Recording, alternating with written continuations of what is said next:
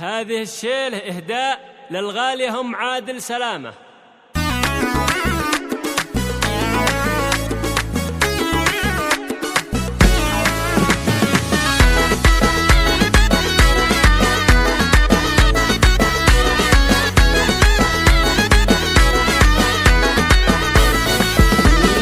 الشعر والمدح والتبجيل بتي الغلايا النظم كله، يا شيخ الطيب في الطيب يوم عادل أصل الكرم والله، في الشعر والمدحيهم يا حيها الشوف والطله، أم عادل بنت أهل التمجيد فيها الكرم طيب وجبله، فيها الكرم طيب وجبله، وبناتها زين حاويهن مثل القمر لا بزغ كله، ما ريح لها بطبع زين ورد تناثر على حله، أم عادل بنت أهل التمجيد فيها الكرم طيب وجبله، فيها الشعر والمدحين يحييها الشوف والطله، واميرها الحسن فيها غير متميزه بين خلق الله، وفي رايده للجمال آيات بالزين والله ولا زاله، بالزين والله ولا زاله، وريانه باهل الحسن تعظيم جمالها محدي صله، ريانها الحسن والتوصيف صغيرة البيت ما شاء الله، حنا العين اشطلال وغيم يا أمنا والوفا جمله، يا أم عادل عسى ربي يحفظك يا زين